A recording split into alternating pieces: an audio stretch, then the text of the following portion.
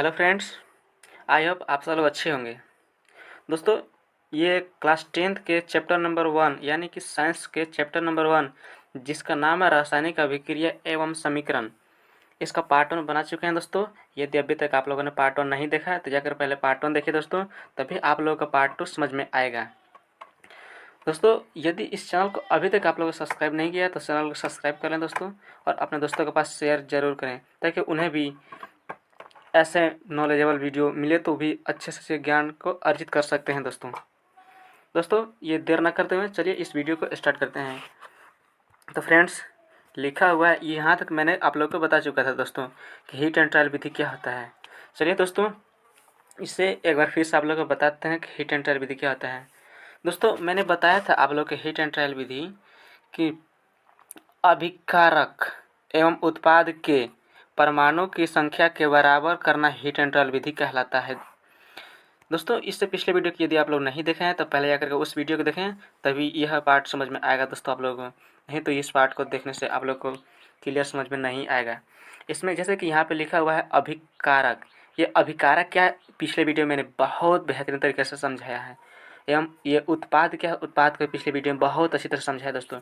जाकर के पहले उस वीडियो को देखिए, तभी आप लोग को ये वीडियो अच्छी तरह से समझ में आ जाएगा दोस्तों। तो बताते हैं दोस्तों, जैसे एक एग्जांपल हम लोगों ने ले रखा था। मान लीजिए ये एग्जांपल लिया हुआ है, लिख दिया मैंने। ये वो एग्जांपल से मैंने आप लोगों को समझा रखा था दोस्तों कि Mg प्लस O2 बनाता था दोस्तों MgO, यानी कि मैग्नीशियम प्लस ऑक्सीजन मिलकर बनाता था मैग्नीशियम ऑक्साइड। दोस्तों, इस साइड यानी कि मैग्नीशियम प्लस ऑक्सीजन है दोस्तों, ये लेफ्ट हैंड, ये सब पूरा पिछले वीडियो में बता चुके हैं दोस्तों कि लेफ्ट हैंड साइड किस साइड होता है एंड राइट हैंड साइड किस साइड में होता है दोस्तों। तो पहले यदि आप लोग वीडियो पिछले पार्ट 1 नहीं देखें दोस्तों, तो आपसे रिक्वेस्ट है कि जाकर के पहले आप पार्ट 1 देखिए, तभी आप लोग को ये बेहतर तरीके से समझ में आ जाएगा दोस्तों। तो वीडियो बहुत लंबा हो जाता है दोस्तों, इसलिए बहुत शॉर्ट, इससे बहुत फास्ट वीडियो बनाने का मैंने ट्राई कर रखा है दोस्तों इस वीडियो को। तो देर ना करते हुए चलिए आप लोगों को समझाते हैं आगे नेक्स्ट साइड पे क्या लिखा हुआ है। इसको आप पिछले वीडियो देखिएगा तो समझ में आ जाएगा दोस्तों। ये अभिकारक होता है, इस साइड वाला लेफ्ट हैंड साइड देने अभिकारक होता है दोस्तों, एंड राइट साइड देने वाला होता है दोस्तों ये उत्पाद होता है। इसको आप बेहतर तरीके से समझ पाएंगे, पहले वो वीडियो जाकर के देखिए, उसके बाद ये वीडियो देखिएगा दोस्तों, तभी आपको समझ में आएगा, नहीं तो बिल्कुल समझ नहीं आएगा। दोस्तों, लिखा हुआ है भौतिक अवस्थाओं के संकेत, यानी कि भौतिक अवस्थाओं के संकेत। चलिए, ये गैस जब रहेगा दोस्तों तो गैसीय अवस्था में उसको G लिखा जाता है। द्रव अवस्था रहेगा दोस्तों तो द्रव अवस्था में उसको L लिखा जाता है। जलीय अवस्था में रहेगा दोस्तों तो उसको AQ लिखा जाता है, और ठोस अवस्था में रहेगा दोस्तों उसको S लिखा जाता है। ये GAL और AQ और ये S, इसका मतलब समझाते हैं दोस्तों। गैस का मतलब होता है जो दोस्तों स्पेलिंग, जैसे कि G से गैस होता है, यहाँ पे गैस स्टार्ट होता है दोस्तों, इसलिए लिख दिया जाता है। L से यहाँ पे लिखा हुआ है दोस्तों, L का मतलब लिक्विड होता है, मतलब फर्स्ट लेटर ले लिया गया है। AQ लिखा हुआ है दोस्तों यहाँ पे, इसका मतलब एक्वस होता है, यानी कि जलीय। एक्वस का मतलब जलीय होता है। और ये S के मतलब तो आप लोग भी जान ही रहे हैं, S का मतलब सॉलिड होता है, जिसका हिंदी ठोस होता है दोस्तों। यही था, इसको चलिए एक एग्जांपल से समझते हैं दोस्तों ये कैसे लिखा जाएगा ये। तो चलिए दोस्तों, एग्जाम्पल एक लिखते हैं। एक मैंने आप लोग को एग्जाम्पल बताया था दोस्तों 3Fe, यहाँ पे लिखा जाएगा दोस्तों S। अभी समझाते हैं S क्यों लिखा है। प्लस 4H2O, ये 2 लिखा हुआ है दोस्तों, यहाँ पे G, ये दोस्तों गी, यानी कि एरो की सिंबल क्या बताता है, जिस तरफ प्रोडक्ट बनता है, यानी कि उत्पाद जिस तरफ बनता है वो दिखलाता है दोस्तों। तो चलिए दोस्तों, बनाता है Fe3O4। ये दोस्तों आप लोग को यहाँ पे S लिखा हुआ है, यानी कि सॉलिड अवस्था में यहाँ पे। चलिए दोस्तों, इसको और बेहतर तरीके से समझेंगे। प्लस में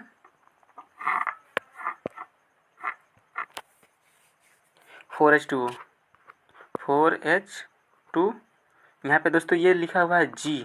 इसका मतलब अब आप लोग ये समझाते हैं एग्जांपल दोस्तों, ये एग्जांपल कैसे बना। थोड़ा सा इसको जूम,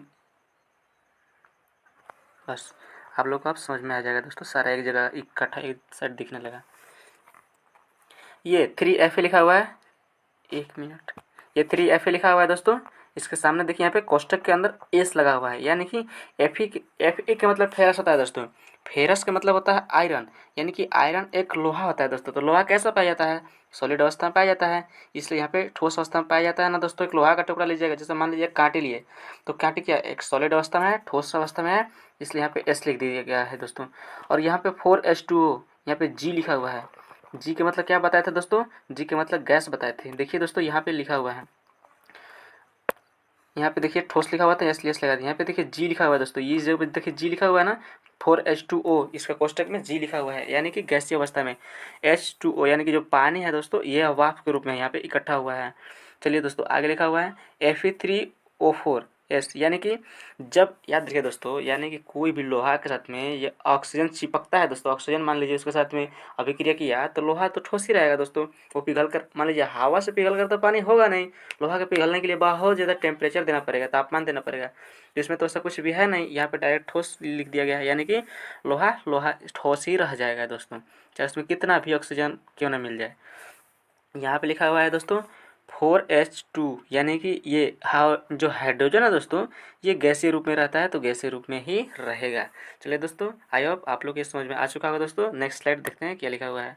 लिखा हुआ है दोस्तों, कभी कभी अभिक्रिया की परिस्थितियाँ जैसे कि ताप, दाब, उत्प्रेरक आदि को तीर के निशान के ऊपर या नीचे दर्शाया जाता है। ऊपर या नीचे दर्शाया जाता है दोस्तों, अभी समझाते हैं कैसे। एक एग्जाम्पल लिखते हैं दोस्तों, एग्जाम्पल से समझते हैं, ऐसा समझ में नहीं आएगा। तो मान लीजिए यहाँ पे लिख दिए CO प्लस 2H2, ये बनाता है दोस्तों CH3OH। और इसका जो ये है दोस्तों, यहाँ पे 340 ATM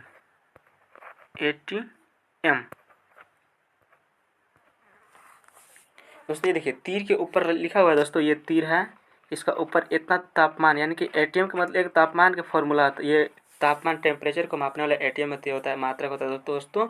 इसलिए यहाँ पे टेम्परेचर को वो निर्दिष्ट डेल्टा न करके यहाँ पे ये 340 ATM लिख दिया गया है। यानी कि किसी भी जैसे से बोला है दोस्तों, इसका मतलब ये जो बोला है दोस्तों, इसका मतलब है कभी कभी अभिक्रिया के परिस्थितियाँ जैसे ताप, दाब एवं उत्प्रेरक आदि का तीर के निशान के ऊपर या नीचे दर्शा जाता है। तो ये देखिए दोस्तों, यहाँ पे तीर था, इसका ऊपर 340 ATM दर्शा दिया गया है। तो मेरा ये प्रोडक्ट ये साइड से अभिक्रिया किया ये, और यहाँ पे उत्पाद बन गया दोस्तों। चलिए इसको अब समझते हैं। नेक्स्ट क्या लिखा हुआ है दोस्तों, वीडियो को न लंबा करते हुए। दोस्तों यहीं तक था। अब यहाँ से स्टार्ट हो जाता है आपका रासायनिक अभिक्रिया के प्रकार। रासायनिक अभिक्रिया के प्रकार स्टार्ट होता है दोस्तों। यहाँ से बेहतर तरीके से आप लोग को ध्यान देना होगा दोस्तों। यहाँ से बहुत सारा क्वेश्चन बनता है दोस्तों, याद रखिएगा। सबसे पहले लिखा हुआ है रासायनिक अभिक्रिया के प्रकार। क्या लिखा हुआ है दोस्तों? रासायनिक अभिक्रिया के प्रकार। तो चलिए दोस्तों इसको समझते हैं, रासायनिक अभिक्रिया के कितने प्रकार होते हैं। फर्स्ट लिखा हुआ है दोस्तों संयोजन अभिक्रिया। इसके अंदर भी होते हैं दोस्तों, वो भी समझेंगे। पहले इसका जो मेन ठोस ठोस जो बात है उसके बारे में समझ लेते हैं। रासायनिक अभिक्रिया के प्रकार क्या क्या है? एक संयोजन अभिक्रिया है। सेकेंड क्या है दोस्तों? वियोजन। वियोजन के एक और नाम से जाना जाता है दोस्तों, जिसका नाम है अपघटन अभिक्रिया। चलिए उसके बाद तीसरा में है विस्थापन अभिक्रिया, चौथा में है द्विविस्थापन अभिक्रिया, और पांचवा में है उपचयन एवं अपचयन। और दोस्तों चलिए यहाँ तक 5 पहले समझते हैं दोस्तों। ये सारा 5 आपका है रासायनिक अभिक्रिया के प्रकार है दोस्तों। इतनी सी खाली बात याद रखिएगा। चलिए अब एक एक करके सारे को समझते हैं। सबसे पहले लिखा हुआ है संयोजन अभिक्रिया। संयोजन अभिक्रिया दोस्तों परिभाषा बहुत याद रखिएगा, बहुत जरूरी होता है इसका, क्योंकि परिभाषा एग्जाम में सीधे सीधे पूछ दिया जाता है कि संयोजन अभिक्रिया क्या है, वियोजन अभिक्रिया क्या है, अपघटन अभिक्रिया क्या है, ये सारा कुछ पूछ देता है दोस्तों। इसलिए आप लोग को बेहतर तरीके से याद रखना होगा। चलिए लिखा हुआ है दोस्तों संयोजन अभिक्रिया। संयोजन अभिक्रिया किसको कहेंगे दोस्तों? तो ऐसी अभिक्रिया जिसमें 2 या 2 से अधिक अभिकारक मिलकर एकल उत्पाद का निर्माण करते हैं, उसे संयोजन अभिक्रिया कहते हैं। एक बार फिर से परिभाषा पढ़ते हैं दोस्तों, क्या लिखा हुआ है? ऐसी अभिक्रिया जिसमें 2 या 2 से अधिक अभिकारक मिलकर एकल उत्पाद का निर्माण करते हैं, उसे संयोजन अभिक्रिया कहते हैं। ऐसा समझ में नहीं आएगा दोस्तों। आप लोगों को समझाने के लिए एक हमको लेना पड़ेगा एग्जाम्पल। तो चलिए दोस्तों एग्जाम्पल लेते हैं। मान लीजिए एग्जाम्पल लेकर मैंने रखा, एक एग्जाम्पल लेते हैं। वही एग्जाम्पल जैसे मान लीजिए Mg प्लस O2 बनाता है दोस्तों MgO। इसका मतलब समझिएगा दोस्तों, Mg प्लस O2 अलग अलग है, बना रहा है दोस्तों MgO। अब इस परिभाषा की ओर थोड़ा सा ध्यान दीजिएगा दोस्तों। लिखा हुआ है ऐसी अभिक्रिया जिसमें दो या दो से अधिक अभिकारक। मैंने आपको बताया था कि अभिकारक का उत्पाद क्या है, नहीं पता होगा नहीं, और यदि आप लोग भूल चुके होंगे दोस्तों तो चलिए एक बार फिर से आप लोग को बताते हैं। ये दोस्तों किस साइड में है, आप लोग को साइड भी नहीं मालूम होगा, तो चलिए दोस्तों साइड भी मैंने बता रहा हूँ। Mg प्लस O2 ये मेरा है दोस्तों LHS। इसका फुल फॉर्म होता है दोस्तों लेफ्ट, L से लेफ्ट, H से हैंड और S से साइड, लेफ्ट हैंड साइड। यानी कि Mg प्लस O2 की साइड में है लेफ्ट हैंड साइड दोस्तों। और ये तीर के बाद ये क्या लिखा हुआ है दोस्तों MgO, यानी कि मैग्नीशियम ऑक्साइड। तो मैग्नीशियम ऑक्साइड किस साइड में है दोस्तों, तो मैग्नीशियम ऑक्साइड RH के साइड में है, यानी कि राइट हैंड साइड। R से राइट, H से हैंड, S से साइड दोस्तों। LHS है, इसको कहते हैं अभिकारक, यानी कि इस साइड लगा कहते हैं दोस्तों अभिकारक।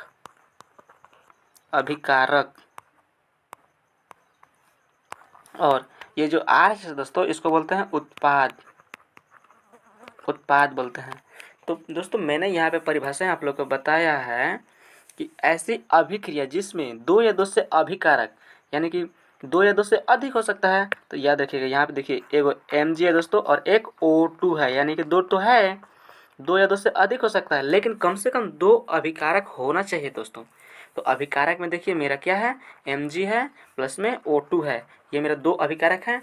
और ये कितने अभिकारक, दो अभिकारक मिलकर क्या बना रहा है दोस्तों, यहाँ पे परिभाषा में लिखा है एकल उत्पाद, यानी कि एकल कहने का मतलब एक उत्पाद बना रहा है दोस्तों, एक उत्पाद बना रहा था MgH या MgO, यानी कि मैग्नीशियम ऑक्साइड बना रहा है दोस्तों। एक ही तो है, यानी कि यहाँ पे मिला मैग्नीशियम प्लस ऑक्सीजन, और इस साइड जो जल गया इसको तापमान दिए, जब टेम्परेचर दिए दोस्तों, तो ये जल करके कैसा बन गया, मैग्नीशियम ऑक्साइड के चूर्ण में बदल चुका है दोस्तों। यहाँ तक आप लोग को लेफ्ट हैंड साइड बताया, अभिकारक भी बता दिए, और राइट हैंड साइड बताया, और ये उत्पाद भी बता दिए। चलिए दोस्तों अब नेक्स्ट सब ये लेते हैं एग्जाम्पल और समझते हैं थोड़ा सा एक और एग्जाम्पल से इसको। तो मान लीजिए दोस्तों एक और एग्जाम्पल से इसको समझते हैं। तो यहाँ पे लिख दिया गया है दोस्तों, मान लीजिए CaO प्लस H2O बनाता है, ये तीर के मतलब गिब्स होता है इंग्लिश में, हिंदी में मतलब बनाता है। जिस साइड इस तीर का निशाना रहेगा दोस्तों उस साइड बनाता है, यानी कि प्रोडक्ट उसी साइड बनेगा। Ca हल्टवाइज देखिए दोस्तों यहाँ पे लिखा क्या है, CaO प्लस H2O, यानी कि CaO एक अभिकारक है और H2O एक अभिकारक है। अभिकारक मिलकर के क्या बना रहा है दोस्तों, उत्पाद बना रहा है। यानी कि इस साइड देखिए दो है, अभिकारक की संख्या कितनी है दोस्तों, दो। कितनी है, दो। उत्पाद कितनी बन रहे हैं दोस्तों, एक। यानी कि सीधी सी बात कहने का मतलब यही है कि दो या दो से अधिक, यहाँ तो दो से बन गया दोस्तों, दो से अधिक ही बनेगा, वो नेक्स्ट क्लासेस में आप लोग ये हायर क्लासेस से मिलेगा दोस्तों, अब भी नहीं मिलेगा। तो यहाँ पे लिख दिया गया है CaO प्लस H2O बनाता है दोस्तों CaO इंटू, यानी कि हॉल्टवाइज OH के हॉल्टवाइज है कैल्शियम ऑक्साइड प्लस हाइड्रोजन, यानी कि हाइड्रोक्साइड के मिल करके क्या बना रहा है दोस्तों, कैल्शियम हाइड्रोक्साइड बना रहा है। तो यहाँ आप लोग इस बस मैंने ये समझाने का प्रयास किया दोस्तों कि अभिकारक कितने होंगे, दो या दो से अधिक, लेकिन उत्पाद कितने बनेंगे, एक। जब ऐसे स्थिति आप लोग को देखने को मिलेगा तो आप लोग समझिएगा कि ये संयोजन अभिक्रिया का उदाहरण है। चलिए दोस्तों अब यहाँ आई होप यहाँ तक आप लोग को समझ में आ चुका होगा। अब नेक्स्ट स्लाइड देखते हैं क्या लिखा हुआ है दोस्तों। यही यानी कि ये संयोजन अभिक्रिया में ये एक ऊष्माक्षेपी अभिक्रिया, रासायनिक अभिक्रिया है। ऊष्माक्षेपी रासायनिक अभिक्रिया क्या होता है इसको समझते हैं दोस्तों। जिस अभिक्रिया में उत्पाद के निर्माण के साथ साथ ऊष्मा भी उत्पन्न होता है उन्हें ऊष्माक्षेपी रासायनिक अभिक्रिया कहते हैं। चलिए दोस्तों इसको एग्जाम्पल से समझते हैं। इसका एग्जाम्पल ये लिख लेते हैं दोस्तों। एक मान लीजिए यहाँ पर लिख दिए C+O2 कार्बन प्लस ऑक्सीजन मिल करके बनाता है दोस्तों कार्बन डाइऑक्साइड। इसको जब गर्म कीजिएगा दोस्तों, कार्बन को ऑक्सीजन के उपस्थिति में यदि आप गर्म कीजिएगा दोस्तों, तो कार्बन डाइऑक्साइड आप लोग को मिल जाएगा दोस्तों। ये एक आपका उदाहरण है। और नेक्स्ट उदाहरण समझते हैं दोस्तों। नेक्स्ट उदाहरण से सपोज कि यहाँ पे मैंने एक और एग्जांपल रखा है आप लोगों के समझने के लिए।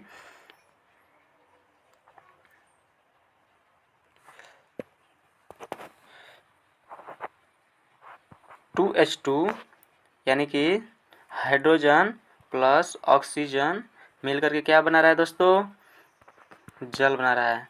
2H2O बना रहा है, जल बना दे रहा है ना दोस्तों। तो ये भी आपका एक कह सकते हैं दोस्तों कि ये एक मेरा उसमें छिपी, चूँकि ये गर्म कीजिएगा तभी तो वाष्प बन करके बनेगा दोस्तों, जल बन जाएगा। यहाँ पे आपको हाइड्रोजन और ऑक्सीजन के एक साथ में अभिक्रिया कराइएगा दोस्तों, तो आपका यहाँ पे क्या बन जाएगा? जल बन जाएगा। ये आपका रासायनिक यानी कि संयोजन अभिक्रिया का उदाहरण है। चलिए दोस्तों, एक अब नेक्स्ट स्लाइड पे देखते हैं क्या हमको मिलता है दोस्तों। नेक्स्ट स्लाइड पे लिखा हुआ है, थोड़ा सा इसको इस बात को समझिएगा दोस्तों। इस बात को पहले आप लोग समझने का प्रयास कीजिएगा क्या लिखा हुआ है। लिखा हुआ है दोस्तों, क्या आप जानते हैं कि श्वसन को ऊष्मक्षेपी अभिक्रिया कहते हैं? यानी कि श्वसन भी एक ऊष्मक्षेपी अभिक्रिया है। नहीं जानते दोस्तों तो यहाँ पे समझिएगा, मैं आप लोगों को समझा रहा हूँ।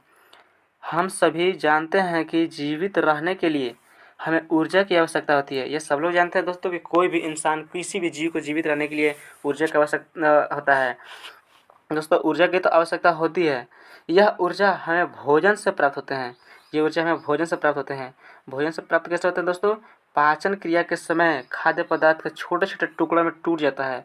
यानी कि जो कुछ हम लोग खाते हैं उसकी छोटे छोटे टुकड़ों में पाचन क्रिया, जब पाचन होता है तो छोटे छोटे टुकड़ों में टूट जाता है। जैसे कि चावल रहेगा दोस्तों, चावल तथा आलू या ब्रेड में कार्बोहाइड्रेट पाए जाते हैं। इन सभी को कार्बोहाइड्रेट के टूटने से ग्लूकोज का निर्माण होता है दोस्तों। जो कुछ भी आप लोग खाइएगा उन लोगों को टूटेगा, कार्बोहाइड्रेट में बदलेगा। कार्बोहाइड्रेट के टूटने से आपको ग्लूकोज का निर्माण होगा दोस्तों। यह ग्लूकोज हमारे शरीर में कोशिकाओं में उपस्थित ऑक्सीजन की सहायता मिलकर, ऑक्सीजन से मिल करके दोस्तों, और हमें ऊर्जा प्रदान करता है। ऑक्सीजन के साथ मिलेगा और ऑक्सीजन हमारे पूरे शरीर में राउंडिंग करता है, यानी कि वो पूरा शरीर में घूमता है दोस्तों, एक जगह से दूसरी जगह जाता है। उसी के सहायता से जो ग्लूकोज बना रहता है दोस्तों, वो बॉडी के हर पार्ट में एक एक पार्ट में चला जाता है, जिससे हमें ऊर्जा का पूर्ति हो पाती है दोस्तों। इसका आप बेहतर तरीके से अध्ययन कीजिएगा दोस्तों। क्लास यानी कि अध्याय 6 में इसको बेहतर तरीके से, जिस यानी कि अध्याय 6 पार्ट में, इस क्लास 10 के अध्याय 6 में आप इसका बेहतर से अध्ययन कीजिएगा। जो श्वसन अभिक्रिया है इसका आप बेहतर तरीके से क्लास 10 के चैप्टर नंबर 6 में आप इसको बेहतर तरीके से समझिएगा। चलिए दोस्तों, अब लिखा हुआ है वियोजन अभिक्रिया। तो वियोजन अभिक्रिया कैसे करेंगे दोस्तों? ये संयोजन अभिक्रिया का जस्ट उल्टा होता है वियोजन अभिक्रिया। समझते हैं कैसे। वियोजन अभिक्रिया वैसा अभिक्रिया जिसमें एकल अभिकर्मक टूटकर छोटे छोटे टुकड़ा में प्रदान करता है, उसे वियोजन अभिक्रिया कहते हैं। नहीं समझ में आया, एक बार फिर से समझिएगा दोस्तों। वैसी अभिक्रिया जिसमें एकल अभिकर्मक टूटकर छोटे छोटे उत्पाद प्रदान करता है, उन्हें वियोजन अभिक्रिया कहते हैं। चलिए दोस्तों, ऐसा समझ नहीं आएगा, पहले इसको हम फटाक से एक एग्जाम्पल के थ्रू समझते हैं। मान लीजिए एग्जाम्पल लिखा हुआ है आप लोगों का दोस्तों, एक लिखा हुआ है फेरस FeSO4। इसको जब आप गर्म कीजिएगा दोस्तों, ये जब दीजिएगा, इसको हीट कीजिएगा, उसमें दीजिएगा दोस्तों, तो आप लोग को मिलेगा Fe2O3 plus SO2 plus SO3 मिलेगा। यानी कि ये लिखा हुआ है फेरस सल्फेट। FeSO4 का पढ़ेंगे दोस्तों, फेरस सल्फेट पढ़ देंगे। और ये जब ये त्रिभुज के साइन है दोस्तों, ये त्रिभुज के साइन अगर यदि ऐसा आप लोग को कोई तीर के नीचे से अब ये समीकरण के रूप में आपको मिलेगा, तो इसको डेल्टा पढ़िएगा दोस्तों, त्रिभुज नहीं पढ़िएगा। डेल्टा का मतलब होता है गर्मी, यानी कि उष्मा, तापमान देना, ये सब होता है दोस्तों। और इस साइड क्या बना रहा है, फेरिक ऑक्साइड बना रहा है, फेरिक ऑक्साइड बना रहा है दोस्तों। तो चलिए दोस्तों, इस जैसे मैंने ये परिभाषा बताया था उसके हिसाब से ये कार्य कर रहा है कि नहीं इसको देखते हैं। मैंने परिभाषा आप लोगों को बताया था, वैसी अभिक्रिया जिसमें एकल अभिकर्मक टूटकर छोटे छोटे उत्पाद प्रदान करते हैं उसे वियोजन अभिक्रिया कहते हैं। एकल अभिकर्मक यानी कि एक रहेगा, जैसे कि संयोजन अभिक्रिया में क्या था दोस्तों, अभिकारक कितने थे, 2 थे, लेकिन इसमें क्या रहेंगे दोस्तों, अभिकारक 1 रहेंगे और ये टूटेंगे, इसको किसी तरह से तोड़ेंगे दोस्तों।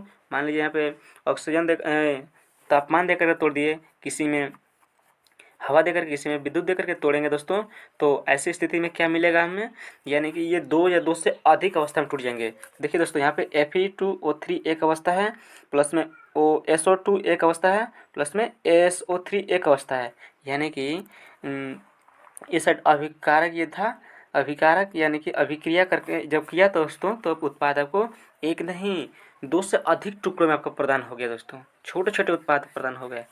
ये इसी को कहा है दोस्तों वियोजन अभिक्रिया। एक और एग्जांपल से समझते हैं दोस्तों क्या लिखा हुआ है इसका। एक और एग्जांपल लेते हैं दोस्तों आप लोगों को समझने के लिए। लिखा हुआ है CaCO3 यानी कि कैल्शियम कार्बोनेट। ये जब इसको हीट कीजिएगा दोस्तों, गर्म कीजिएगा, उसमें दीजिएगा, तो आप लोग को बन जाता है दोस्तों कैल्शियम ऑक्साइड प्लस में कार्बन डाइऑक्साइड। दोस्तों वियोजन अभिक्रिया की ये भी एक एग्जांपल है। मैंने क्या बतलाया था एग्जाम परिभाषा में कि वैसी अभिक्रिया, देखिए दोस्तों फिर से आप लोग को मैंने परिभाषा दिखा दे रखा हूँ। वैसी अभिक्रिया जिसमें एकल अभिकारक टूटकर, एकल अभिकर्मक यानी कि एक रहेगा दोस्तों, जैसे कि यहाँ पे देखिए दोस्तों लिखा हुआ है एक तो है, इस जगह पे तो कोई प्लस का सिंबल नहीं है इसके बीच में, एकल अभिकर्मक टूटकर 2 या 2 से अधिक, लेकिन यहाँ पे देखिए मात्र 2 है दोस्तों। तो मैंने परिभाषा में बता रखा है कि 2 या 2 से अधिक, तो यहाँ पे 2 बन रहा है, इसलिए बोल सकते हैं कि एकल अभिकर्मक टूटकर 2 या 2 से अधिक उत्पाद प्रदान कर रहे हैं। इसका उदाहरण दोस्तों